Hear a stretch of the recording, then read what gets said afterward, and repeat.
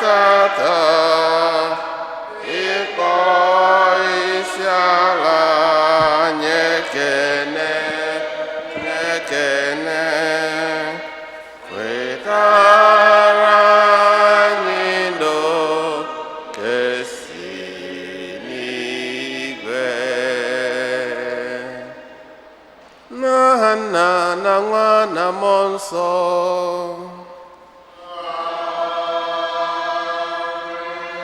Ka ngọzi nke onye nwe anyị Jesu Kristi n'ịhụnanya nke Chukwu Nna na ịdịkọ n'otu nke Mmụọ Nsọ na-enye dịrị unu niile.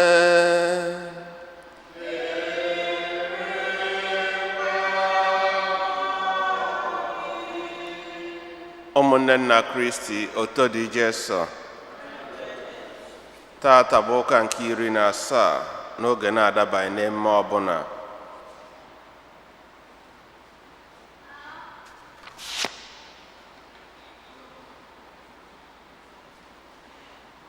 Anyị na-achụ aja misa maka udo na Haiti, na-ayọkwazi Chineke ma nchekwaba ya n'isi anyị niile n'otu n'otu, ọkachasị ebe anyị si wee bịa. Ka Chineke gbatara anyị ọsọ enyemaka, ka amamife a ga-adị mma, ka anyị nọtazi isi atiezie mkpa ndị ọzọ anyị bụ n'uche. Ụmụnna, ka anyị kwado onwe anyị nke ọma ka nnukwu eme nke Eucharistia site n'ikwupụta njọ anyị.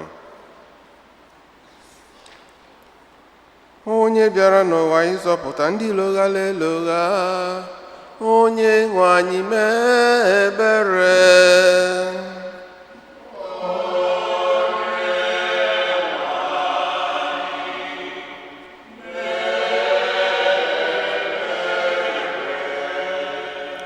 Onye bịara n'ụwa ịtọghata ndị ome njọ, Kristi mee ebere.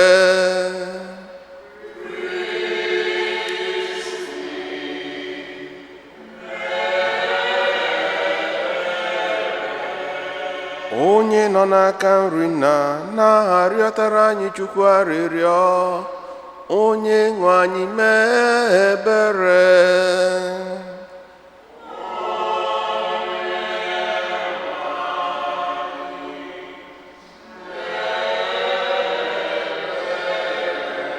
Ka Chineke jike niile mere anyị ebere, gbaghara anyị njọ anyị, duru anyị na ndụ ebe ebe.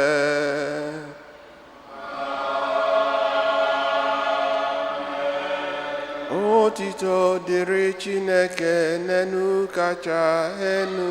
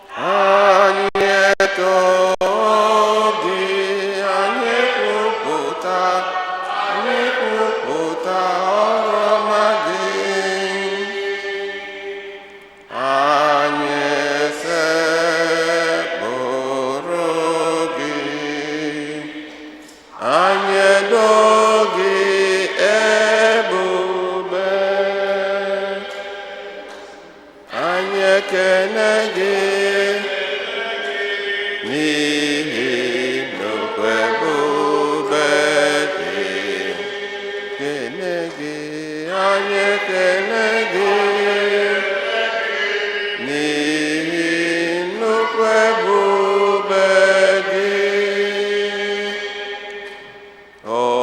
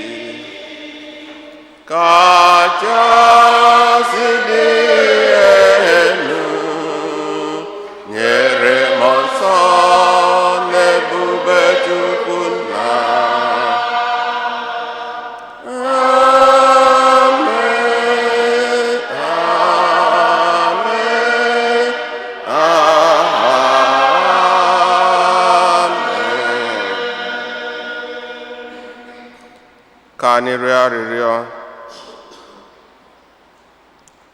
Chineke, onye bụ ike anyị na nchekwube anyị, ewepụghị onwe gị ihe bara uru, onweghị ihe dị nsọ.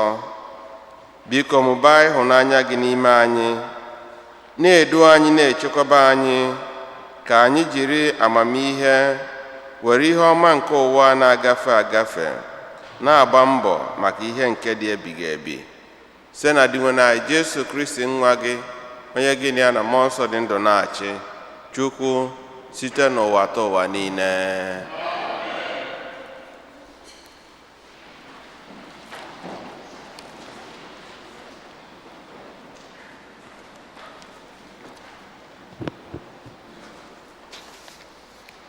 Ihe ọgụ nke mbụ. Ihe ọgụ ewetara n'akwụkwọ abụọ nke ndị eze. Otu nwoke si Shalesha bịa. O were nri ogbe achịcha abụọ si na mkpụrụ mbọ nke ọhụrụ ya. O wetara onye nke Chineke Elisha. Elisha sị, nye ya ndị mmadụ ka ha rie.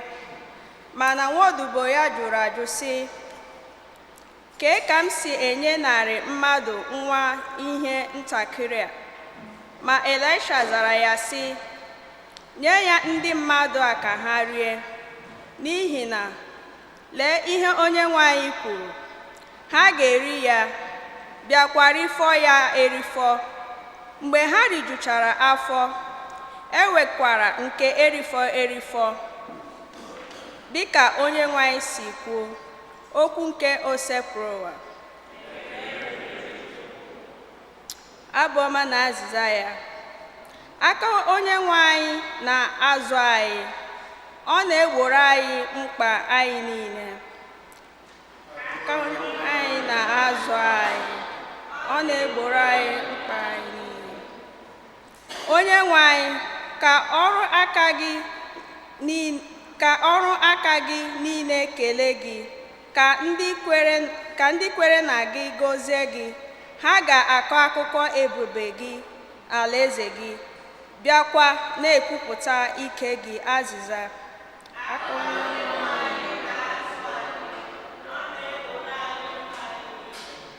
Anyị dum ji ntụkwasị obi na-ele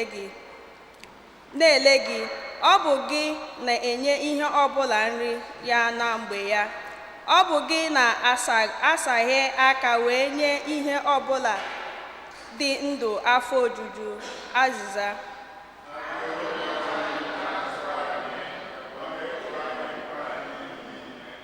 Onyenwe anyị ziri ezi n'ụzọ ya niile, ọrụ ya dum dịkwa nsọ. Onyenwe anyị nọ ndị na-akpọku ya nso, ọ nọ ndị ji eziokwu na-akpọku ya nso. Azịza.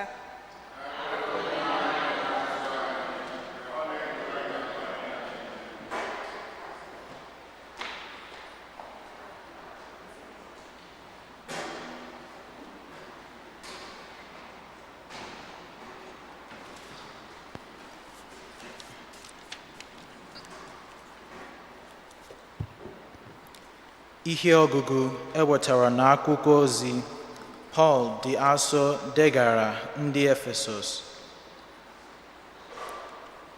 Mụ onwe m bụ onye atụrụ mkpọrọ n'ihi Onyenwe anyị, na-arịọ unu ka unu chegharịa, dị ndụ kwesịrị okpukpe Chineke kpọrọ unu.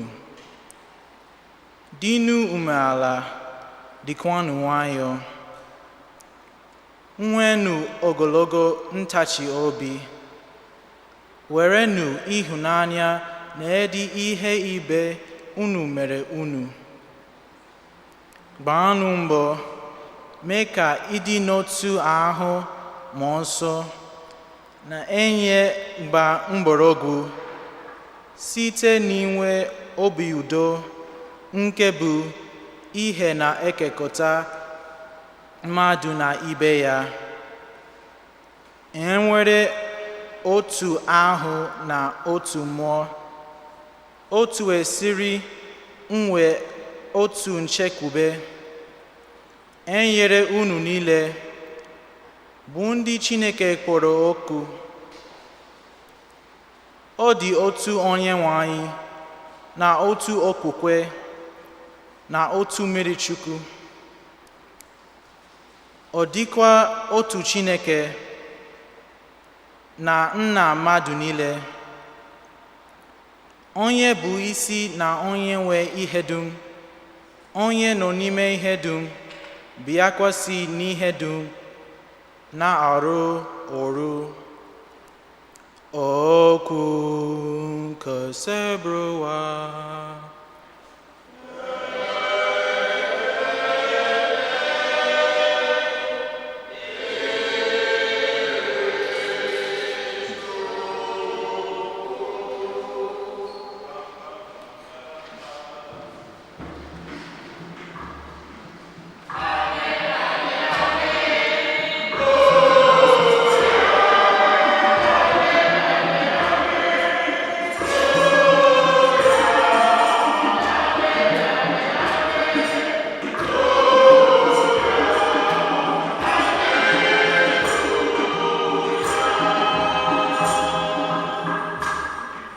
Ka nna Onyenwe anyị Jesu Kristi tinye ihe n'anya nke obi anyị, ka anyị wee hụ ka olileanya dị n'okwu akpọrọ anyị si buo ibu.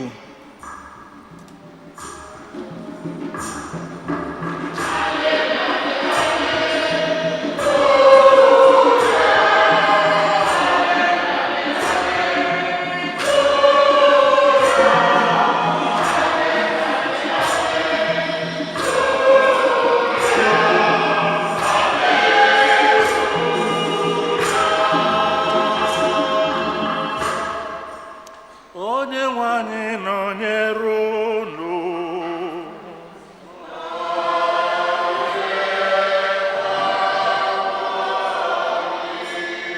Ihe ọgụgụ nke a si n'oziọma dị nsọ nke Jọn dere.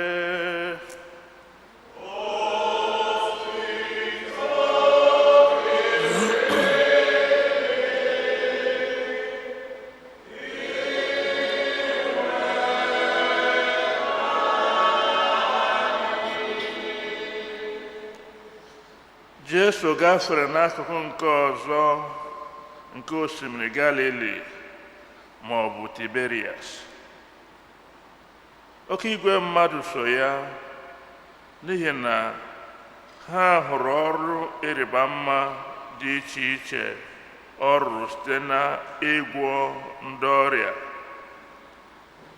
Jesu rigoro n'elu ugwu, ya na ụmụazụ ya wee nọdụ ala n'ebe ahụ. Emume ngabiga nke ndị Juu dị nso. Mgbe Jesu lepụrụ anya hụ na oke igwe mmadụ na-abịakwute ya, o wee jụọ Filip, olee ebe anyị ga-azụta nri a ga-enye ndị a ka ha rie? O kwuru ihe a ka ọ mata ihe Filip ga-aza, n'ihi na ya onwe ya maara ihe o zubere ime. Filip zara ya sị, olee otu nke a ga-esi eme?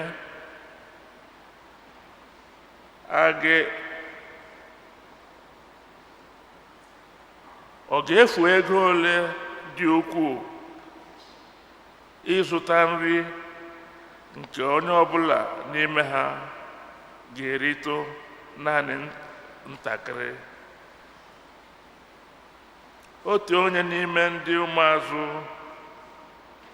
nke bụ Andrew, nwanne Simon Peter, wee sị ya, e nwere otu nwatakịrị nọ n'ebe a, onye ji ogbe achịcha 5 na azụ 2 amịkpọrọ amịkpọ. Ma gịnị ka nke ya bụ iji zụọ igwe mmadụ a ka ha rie.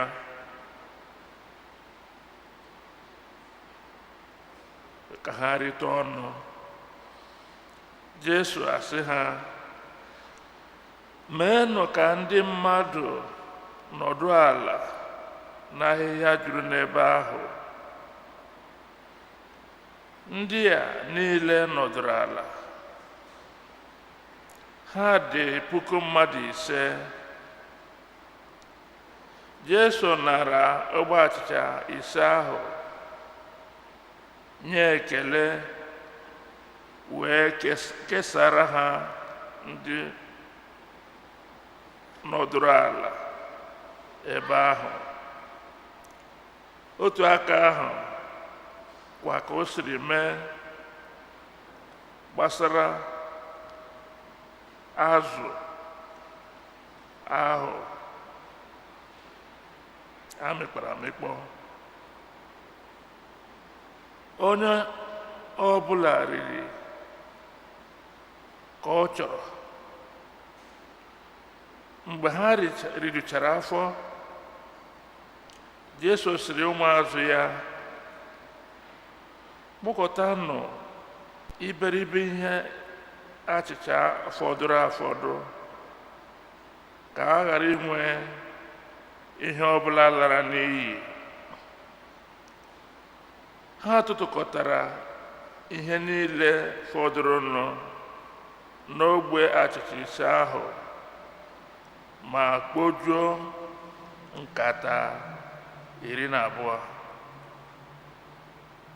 Mgbe ndị mmadụ ahụ hụrụ ihe nrịbama nke Jesu rụrụ, ha sịrị, n'ezie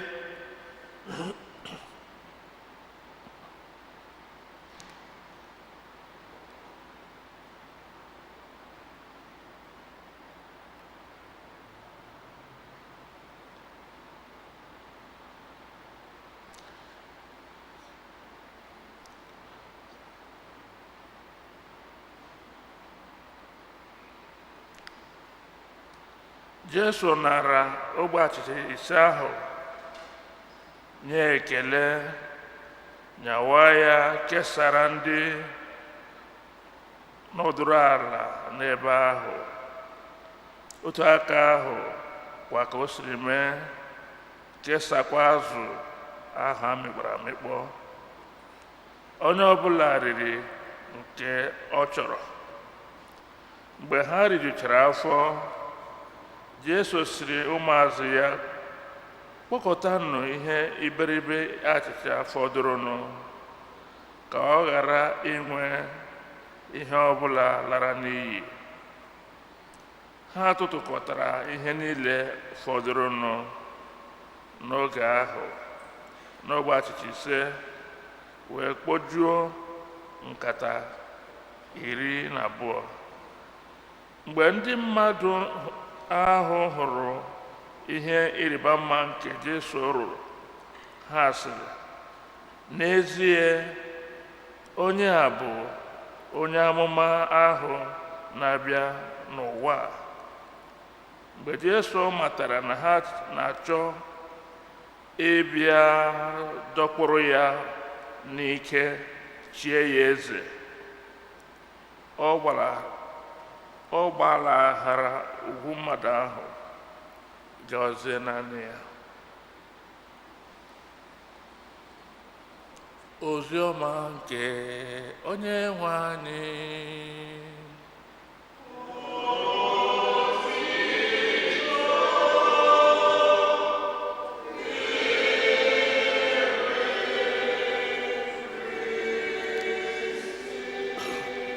Ka anyị sịkwa n'oziọma anyị nụrụ nata mgbaghara njọ.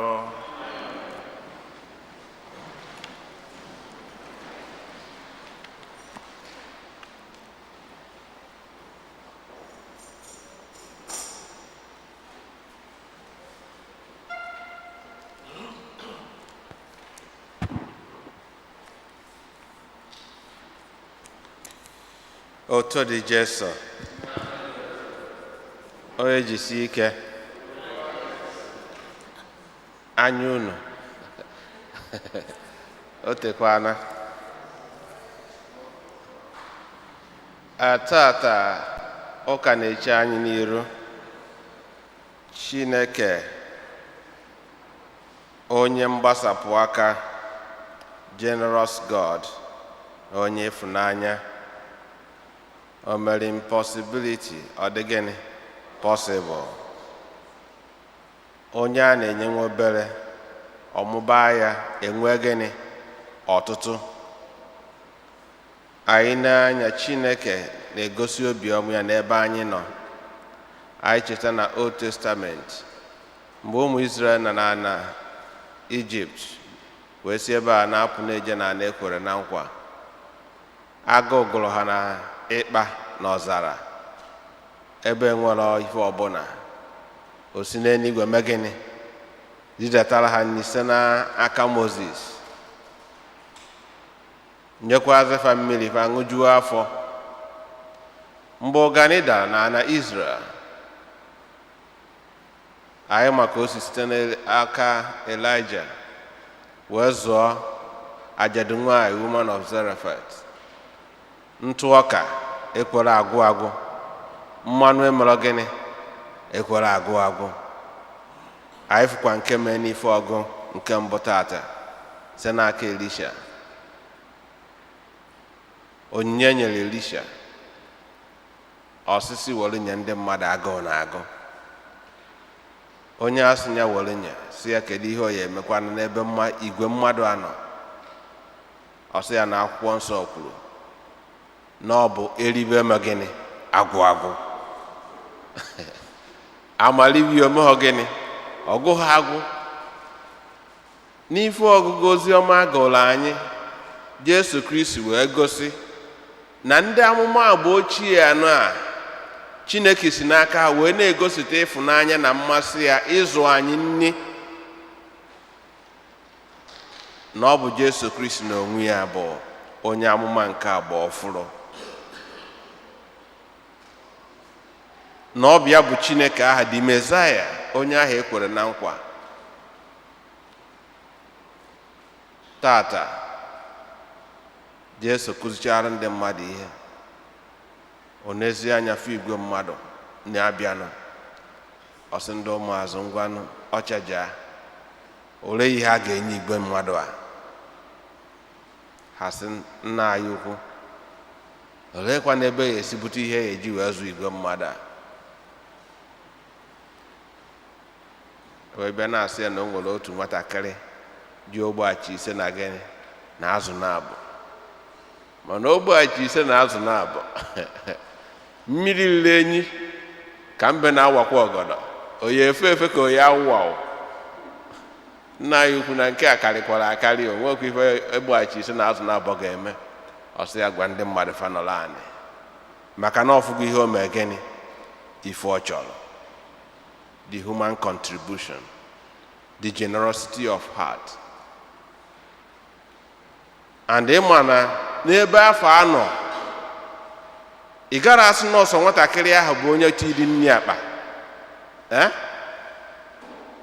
Ụmụ nwoke dị 5,000.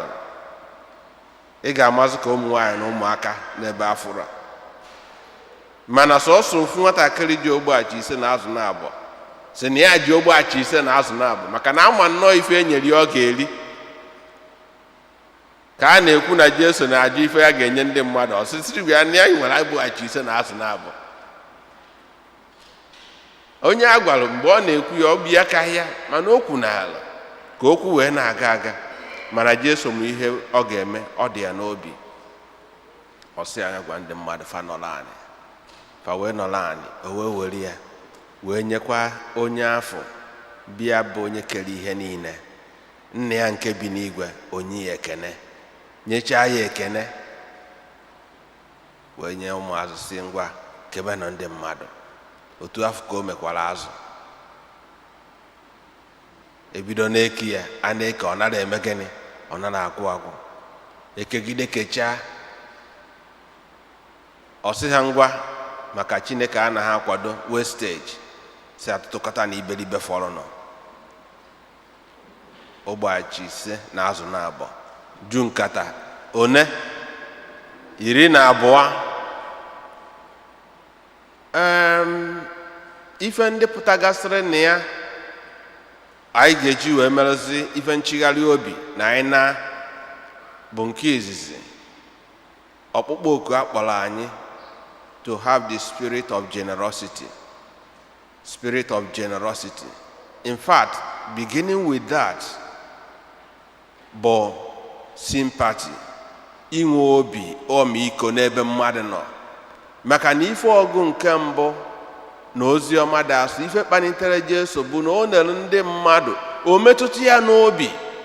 Maka na ịma na agụụ na-agụ mmadụ na mmadụ nọ n'ụjọ ọnọdụ bụ na ị ga-enwegodi mmasị ọmịiko n'ebe onye ahụ nọ. Ọnọdụ ife na-eme na Nigeria, our politicians enwelo that sympathy ịma na ndị mmadụ nọ na nsogbu, and that is why a na-ekwu nke ha mere ha na-eme gịnị, ha na-eme ọzọ.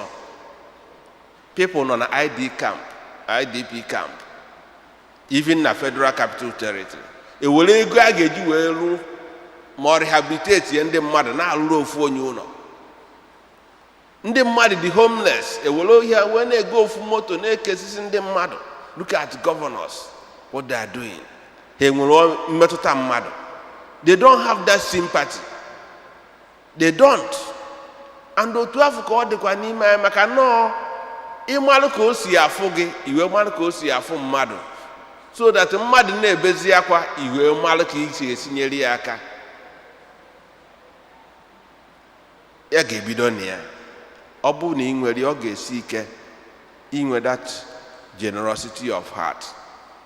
Maka na ihe niile ga-abụrụ gị gịnị, business. And ịma na ndị Igbo anaghị azụ afọ uru eme ha gịnị, uru adịrọ. Ịchọgodo inye mmadụ ka inyere ya aka, ọ bụrụ ụzọ ị ga-esi wee mee gịnị, wee rigbuo onye ahụ. Maka na onwego ndị kpọrọ ndị mmadụ ha bịa ka enyerefe aka, ha pụtawa n'ọrụ dị n'obodo oyibo, ọ bụrụ iji ndị ahụ wee mee gịnị, wee tụ mgbere. O nwere onye nke m fụrụ na Facebook a na-report na-akpọrọ ya ka ọ bịa were delivery. O jezi iwe delivery, edelivazie ya afọ ọzọ ya ruo tata. Nwa okorobịa mmadụ nọ na school na-agụ akwụkwọ. That was the end. Afụrụ ya ofu mbọsị kịta akọba, ị na-anụ akụkọ ife na-akụ ebe ka nwa eru, ọ bụrụ enyi ya nwoke nwere ike ịrapụta ya. Nke ọzọ wee bụrụ trusting in God, who is onye na-eme ka ife baala anyị ụba. Maka na ife weta gbogboaji 5 na azụ na abụ, mana ọ mụbara ya, ndị mmadụ rijuo afọ. Sọsọ ife oni dị n'aka ndị mmadụ bụ nwa obere afọ ị nwere ka ị were ya eme gịnị, tinye. Maka na ọ bụ ihe nwere ka m ga-enye dị nwenụ, onyinye nke dị mma na nsọ Chukwu, were ihe ọma kene Chukwu Chineke nwe ihe ọma dum. Nke ọzọ si Jesu toro nwaanyị ajadu, maka na ndị ọzọ si n'ụba ha wee nye, mana nwaanyị ajadu were onwe ya niile mee gịnị, wee nye. The little boy gave all, ihe niile o nwere. Many people may give from their abundance, but God is encouraging us, even from the little anyị na-enwere, ka anyị nwee ike wee si na ya nye. Maka na ichebe mgbe o juru ka ị wee nye, you will never give. No, from obere afọ ị nwere, were obi ịfụnanya na obi aṅụrị gbasapụ aka wee mee gịnị, wee nyere aka. Hapụzialụ asị tụpụrụ nkịta ọkpụkpụ n'ilo, hapụzi ọgụ ya na gịnị, ya na ndị mmụọ. So echebe na mgbe o juru na n'obere afọ ị nwere, were ya wee nye, because n'obere afọ ị nwere ka ị ga-enye. Pope John Paul II say, nobody is too poor that you have nothing to do what? To give. Mana problem anyị na-enwe na mgbe ụfọdụ ịbịa nne the problem dị n'ụwa anya, the problem dị na family anya, isi hey, ebee ka m esi bute ife n'imeju wee mee, mana nke afọ ị nwere ike ime at that moment mee gịnị, mebi ya. Ị ga-adị surprise how far you will go. Mgbe afọ anyị nọ na skuul, ọ na-abụ ịbịa mee eke manual labor, enwere ike labor master pụta asị enyeghị labor, ọbịa ọkwụrụ ọka vi, ọ sịghị ngwa ị na-aga, ọ na-eme gịnị, ọ na-agbasa. Ịkwụrụ ọtọ na-eni, you can never finish it. Mana ịkpọdo isi ya na-eme ya, before you know it, ị gaghị eme ebe energy si wee bịa, you finish the whole thing. Ị na-alụ onwe gị wụọ ahụ zuo ike, ụbọchị afọ aga. Otu afọ ka ọ dị, ọsọ okwukwe anyị na-agba. Enene anya the challenges with faith, focus on the solution, and bido ya na-eme ya odi nwere ike, otu Chineke nyere gị ike. Remember, Jesus Christ gave his life. Mgbe ọ na-achọ inye ndụ ya, it was difficult. Ọsọ bụ na ọ ga-ekweme ka iko ame gịnị, gafee. But not my will, but thy will be done. He gave his human life and won for us eternal life.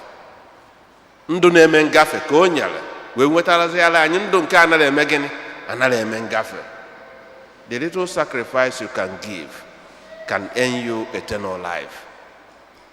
The little advice ị nyere nwanne gị can earn that person success.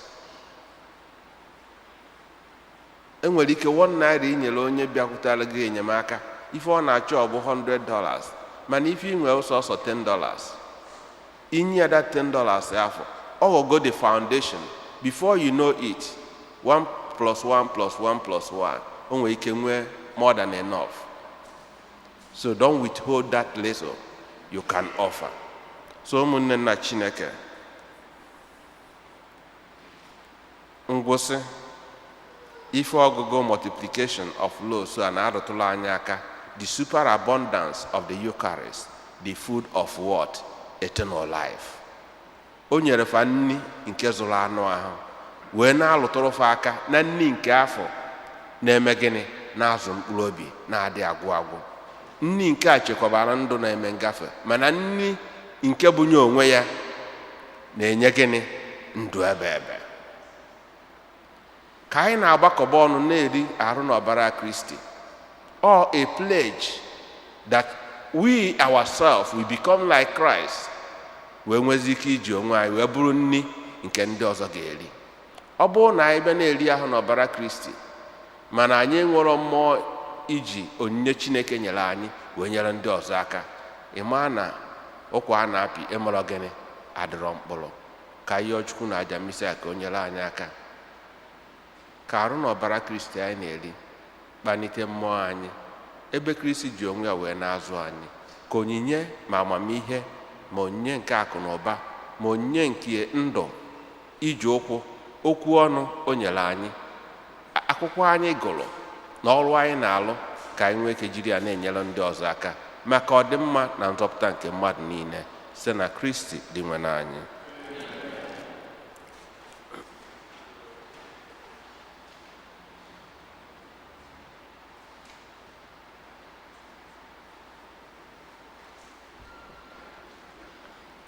Ka anyị kwụrụ ọtọ kwupụta okwukwe anyị.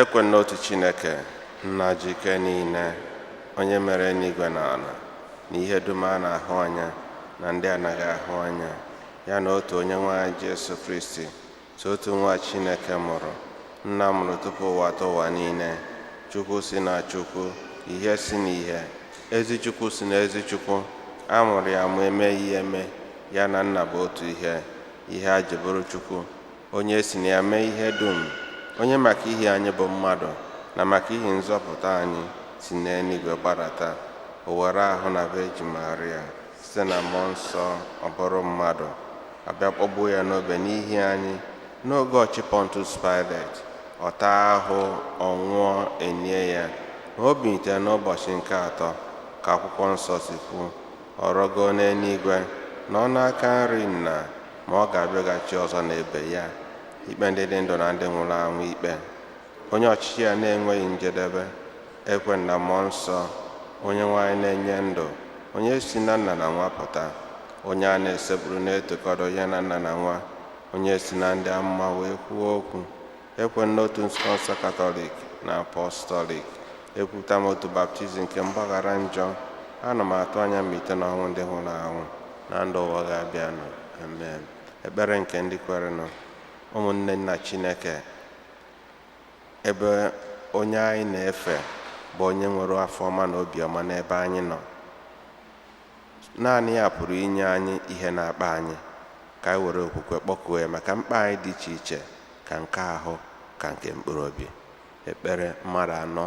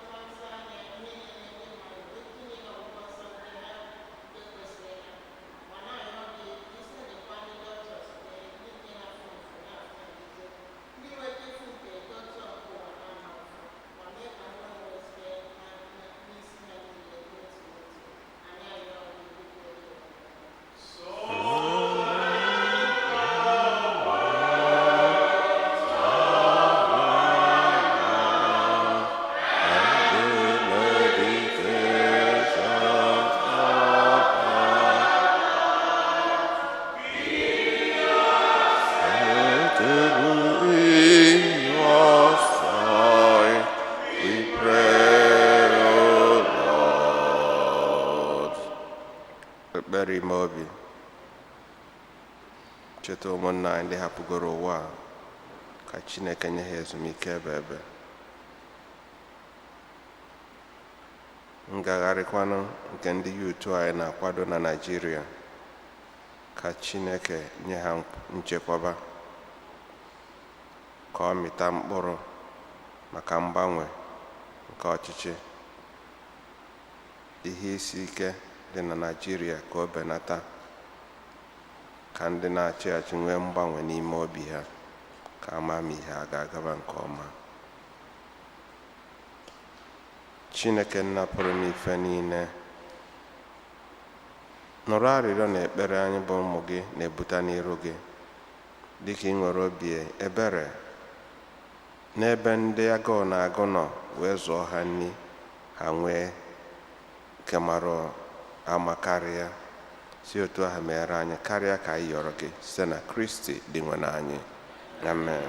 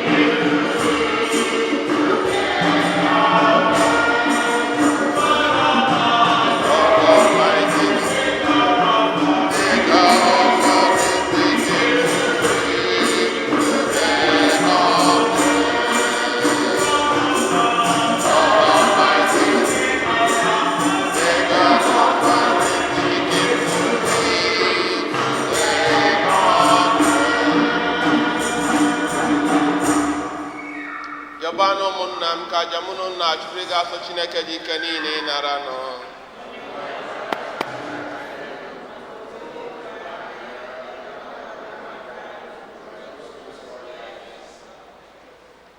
Onye nwe anyị, biko nara onyinye ndị anyị siri na ọtụtụ onyinye i nyere anyị ghọtara gị. Mee ka ike amara gị nke na-arụ ọrụ n'ime ihe omimi nke a kacha nsọ doo omume anyị nsọ na ndụ a, were dubata anyị na aṅụrị dị ebighị ebi n'ụwa ọzọ site na Kristi dị nwe anyị. Onye nwe anyị nọnyere unu.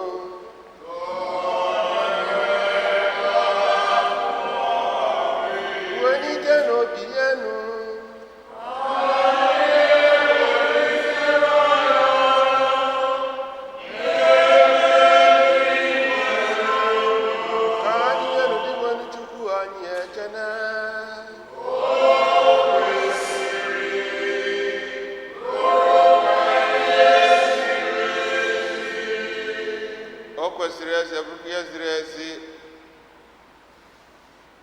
Na-azọ ndụ na anyị ga-enye gị ekene oge niile na ebe niile, o nna dị nsọ, Chineke dị ike niile edo ụwa ta ụwa site na Kristi dị nwe anyị, onye jiri ihe ebere o nwere maka mmehie mmadụ kwere ka a mụọ ya na Virgin Maria. Ọ gbapụtara anyị n'ọnwụ ebe site n'ọnwụ ọnwụ n'elu obe, bịa si na mbilite n'ọnwụ ya nye anyị ndụ ebe. N'ihi nke a, anyị na-eso igwe ndị ọma niile nke n'igwe na-eto ebego oge niile na ukwe na-ekwe.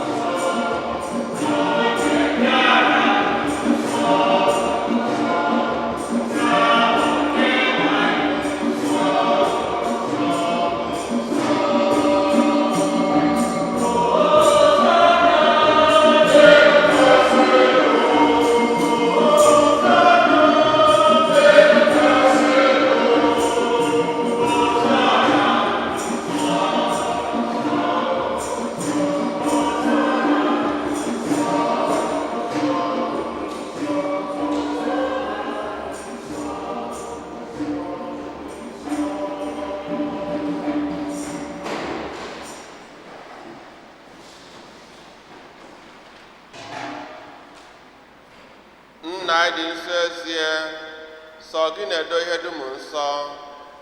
Anyị na-arịọ ka ido onye ndị a site n'ikwasa ha mmụọ gị, ka ha wee ghọrọ anyị ahụ na ọbara nke onye nwe anyị Jesu Kristi, onye bịara tupu edunye n'ọnwụ nke o jiri aka ya wee nara, were achịcha nye gị ekene na otito, nyawa ya nye ya ụmụazụ ya sị, naranụ nke a, rienụ ya unu niile, nke a bụ ahụ m nke a ga-eduru nye maka unu.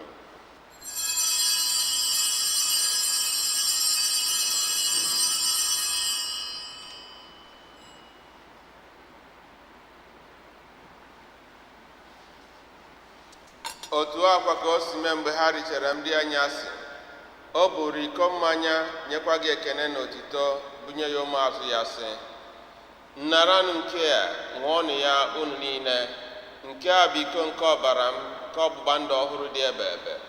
A ga-agba ya n'ihi unu na n'ihi mmadụ niile, ka e wee gbaghara njọ.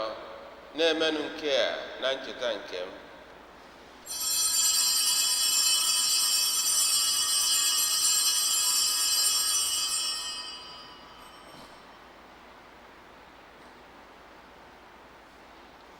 ka anyị kwupụta na ife omi nke okwukwe anyị na-eme ugbu a.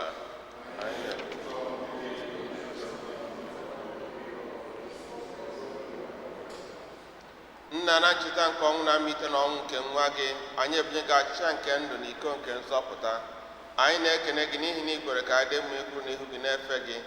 Anyị ji ume a na-arịọ ka anyị bụ nnata ahụ na ọbara Kristi bụrụ otu site na njikọ nke mmụọ nsọ. Nna, cheta nzukọ gị ga-azụrụ ụwa niile, mee ka ịhụnanya gị jupụta ya. Gozie popu anyị bụ Francis na bishọp anyị bụ Robert na ndị ofe ọlta gị niile. Chetakwa ụmụnne anyị ndị ji nchekwube nke mbilite n'ọnwụ gaa n'ezumike nke ọnwụ. Ka mkpụrụ obi ha na mkpụrụ obi ndị otu Kristi niile kwere gara aga kpọbata ha na ndị ọzọ niile nwụrụ anwụ n'ihe nke ebube gị. Biko mere anyị niile ebere ka anyị soro Virgin Maria dị ngọzi, nne nke Chukwu, na ndị apọstụl na ndị nsọ gị niile, ndị mere uche gị n'ụwa, were keta ndụ ebighị. Ka anyị sorokwa ha na-edo gị ebube site na Jesu Kristi nwa gị.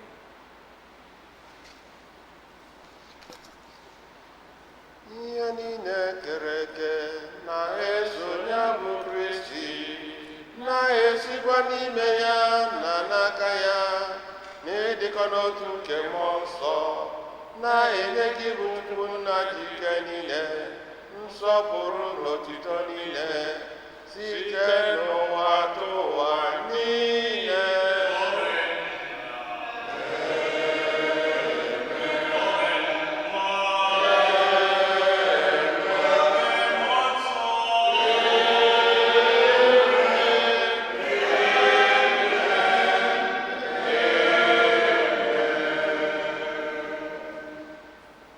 Ụmụnna, ka anyị were ekpere na onye nzọpụta anyị kụziri anyị wee kpọkuo Chukwu Nna. Eluigwe, otu zuru aha gị, ka ọchịchị gị bịa, ka eme uche gị n'ụwa ka esi ya n'eluigwe. Nye anyị tata nri nke ụbọchị anyị, gbaghara anyị mmehie anyị dị ka anyị si na-agbaghara ekwela ka anyị zọpụta anyị na-arịọ gị, o Sebụọ, na ajọ ihe niile. Were ebere nye udo n'oge nke anyị site n'inye aka ebere gị, ka a zọpụta ya na ndị oge niile, anyị ụba na nsogbu niile. Were nchekwa dị nsọ na-atọ ya maka mbịaghachi nke nzọpụta anyị, Jesu Kristi.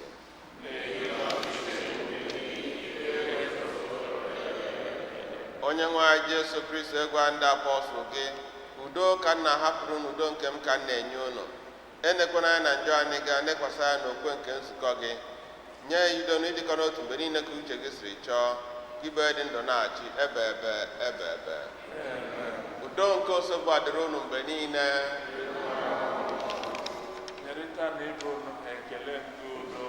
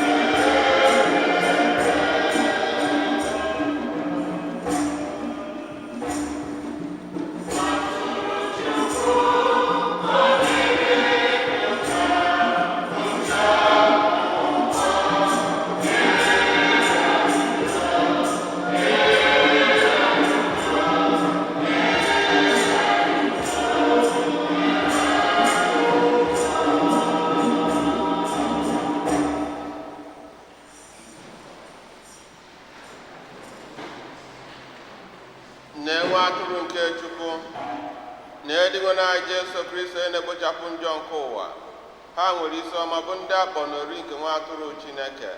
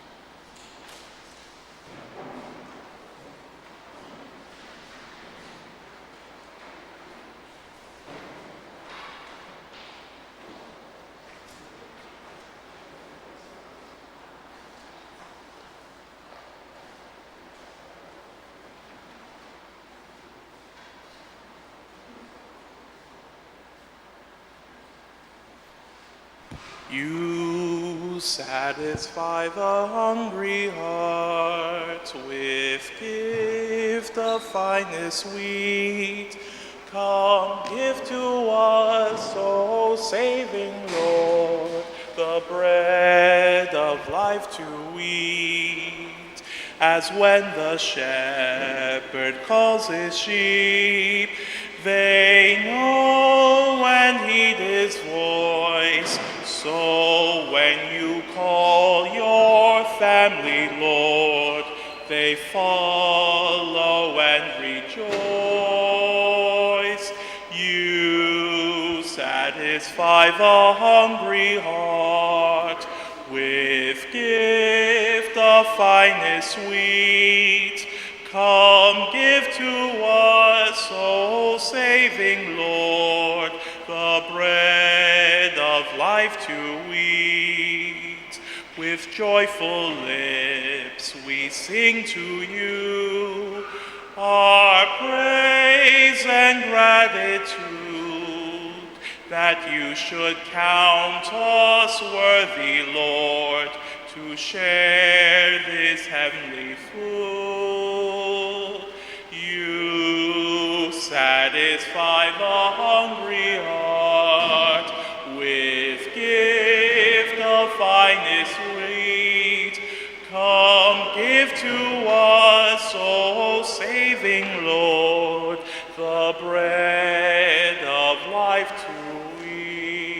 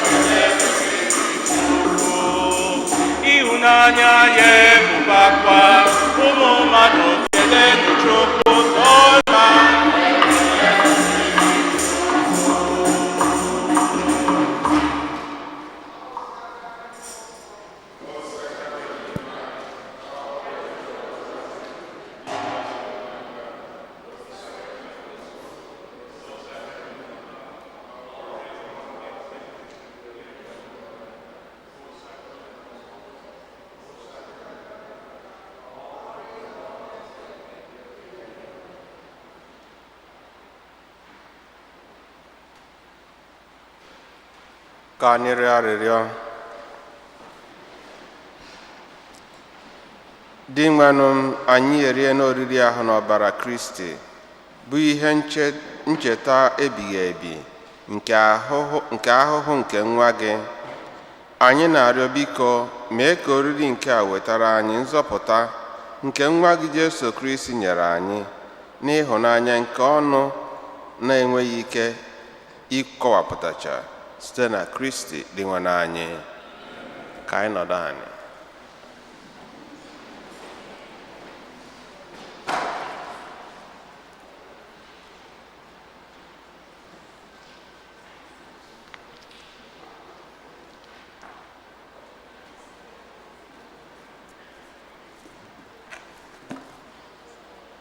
Otori Jesu, second collection.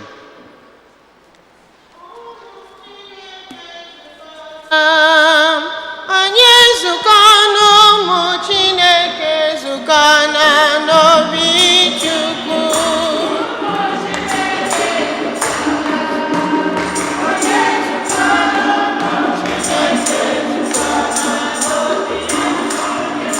Ụmụ Chineke ezukọ na anyị ezukọ n'ụmụ Chineke ezukọla n'obi Chukwu.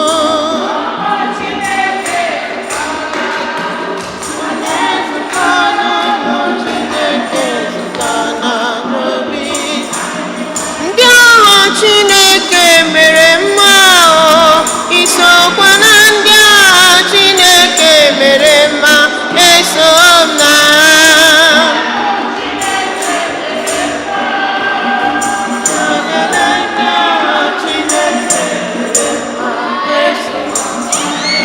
ndị agha Chineke mere mma bịa lelee ndị agha Chineke mere mma eso m na ya.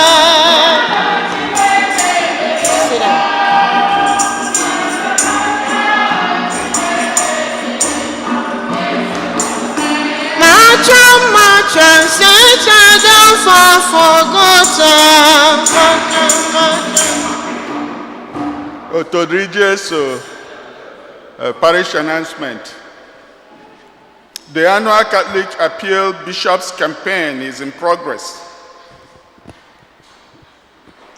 Our goal for this year is $22,152.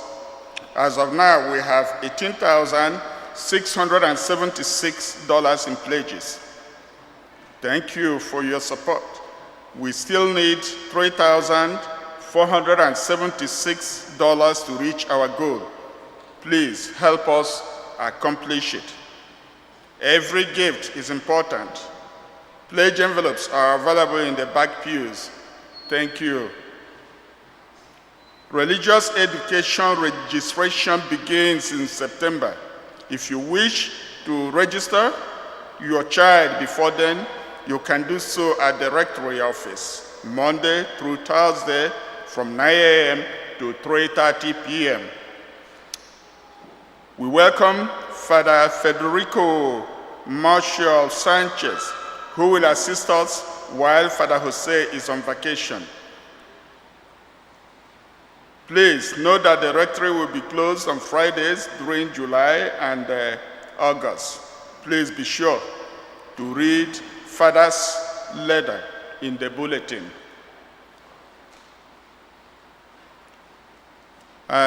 This is the last Sunday of the month, so the youth, can you come out for your special blessing?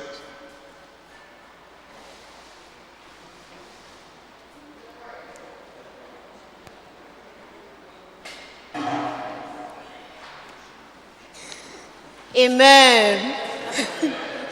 Mmalite okorobịa bụ ịtụ egwu Chineke. Mmalite okorobịa. Mmalite okorobịa bụ ịtụ egwu Chineke.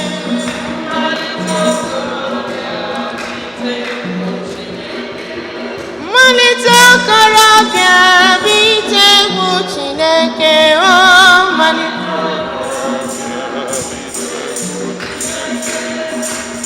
okorobịa agbọghọbịa mmalite okorobịa okorobịa Francis agbọghọbịa mmalite okorobịa bite egwu Chineke. na-ekwere mmụọ gị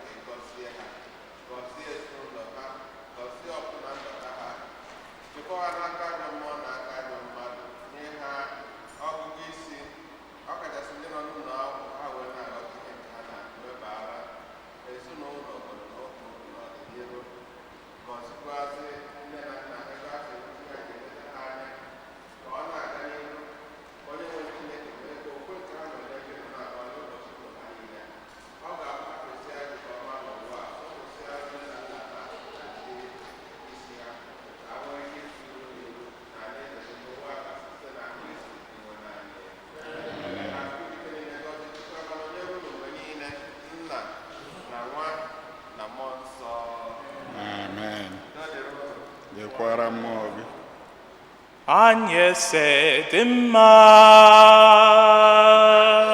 anyị dị mma,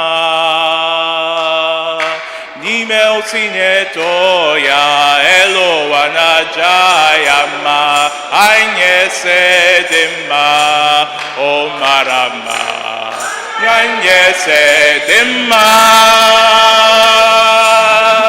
anyị dị mma. Sineto ya elo wanajayama anye sedima Otorije so dịka anyị na na-eme announce our next general meeting on the second Sunday of September. Mana our picnic, the community picnic Gao on the 10th of August, which is less than 2 weeks from now. Make contributions, free will donations to supplement what we have for the picnic. So onye Ghana Forum, Oga people are donating. So we made a decision not to go pew by pew to solicit for money. For donations, but what I'm going to do now, we leave it open. Please, when you not donate, donate now. Can give us our pledge? The financial secretary, Tony, is around. Entire. I wasn't here when it was started, so I will put in $100.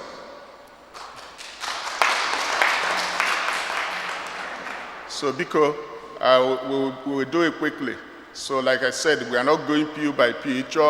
You donate, get a and make your donation. Yes, only sindena. $100 only sindena, sir. Mark Matthew. Dr. Uche Konkwo. Sorry, that's Uche Duru, not Uche Konkwo. $50 from Uche. Sir Martins. Sorry? $100 from Sir Martins. Chief Sir Anthony Wakwe, $100. Anyone else? Any more? Sorry? Yes. One will come. Akunwa for yes, sorry my brother. $50. Yes, one woko egero. $40.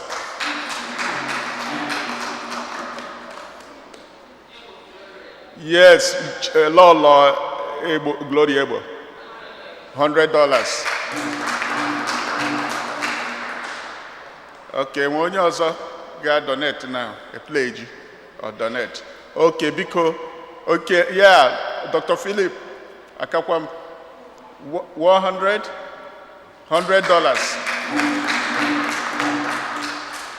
Okay. Yes, one them will.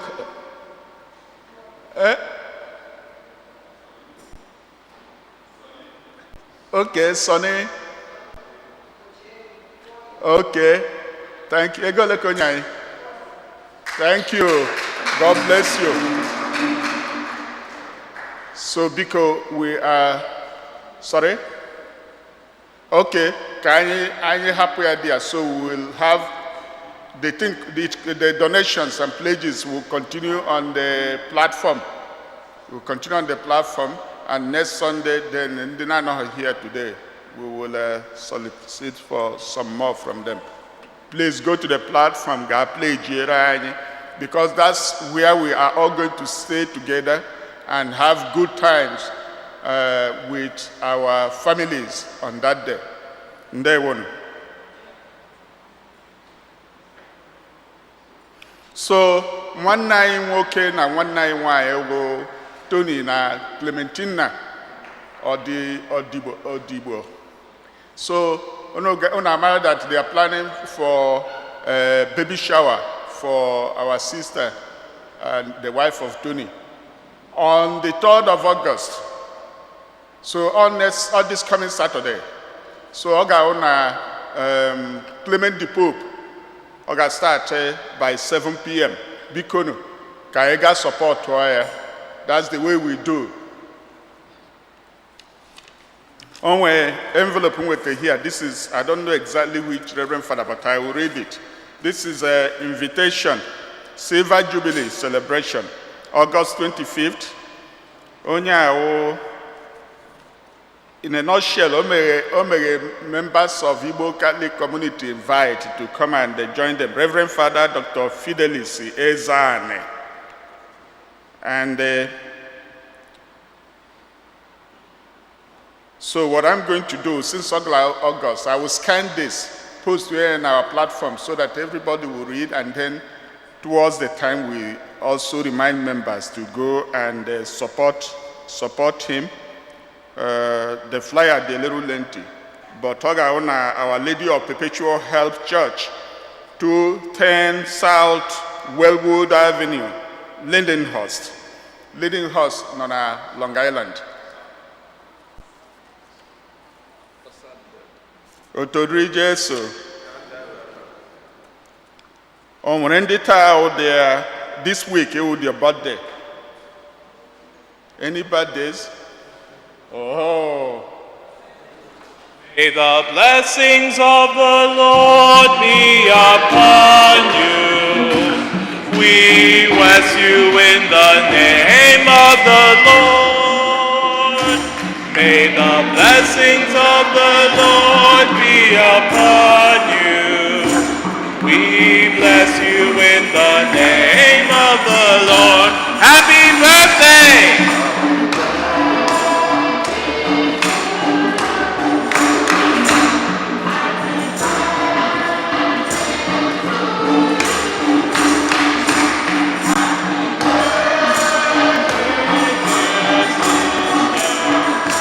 Happy birthday to you. Okay, and any anniversaries? Any anniversaries? Is there anyone worshiping for the first time with us today? Okay, our number is so low today. I don't know what happened, but only like a GCK. Now, if you go to church, I ain't got a party or picnic or all these things going on. Because now, if you go to Sunday, worship we got together, and so go indoors and try to check in on those of us now here today to know exactly whether everything is okay. So I know I thank Dalo and Ugoma for the readings today.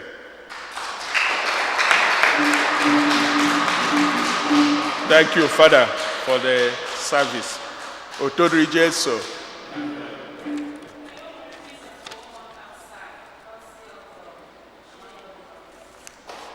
Okay, I think our birthday celebration for Chinedu, right? So, ụmụaka unu nwere pizza outside. Ndị nne na nna, I don't know about that.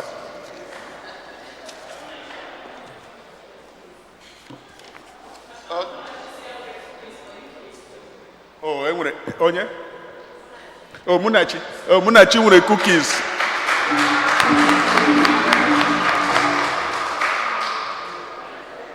Ọtọ dị Jesu. Obi mgbe aṅụrị nọ n'etiti unu ọzọ. Ọ dị ka before Easter ka m bịara ikpeazụ. Decha ahụ edezu na Easter nata.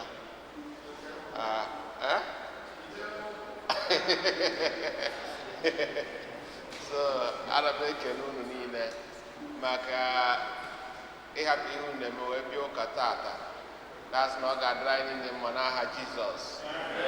Onye isi ana m ekelekwa gị. Na-ekele ndị youth. Ọkachasị ndị gụrụ anyị ihe ọgụ. Unu ma na ịgụ Igbo adịghị isi. Mana ịfụ ka ha na-agụ ọ dị ka ọ dị isi. Mana ọ dịrọ mfe. Anyị na-asị na Chukwu gbaa unu ume n'aha Jizọs. Ndị saa bụọla anyị mas anyị na-ekele unu. Onye birthday, happy birthday, many more years. All of them praising to the Lord in Jesus' name. Amen. Father mere announcement here. Father Oke Ezani. But o nwebugo mgbe ọ bịara ebe a ka mas. Mụ na ya bi. So how can we get before that day ọkwa ike gwa unu.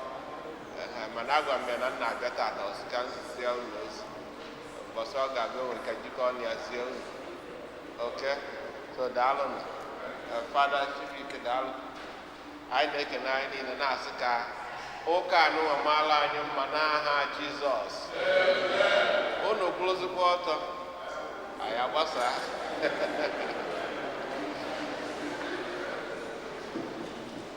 Onye nwe anyị nọnyere unu.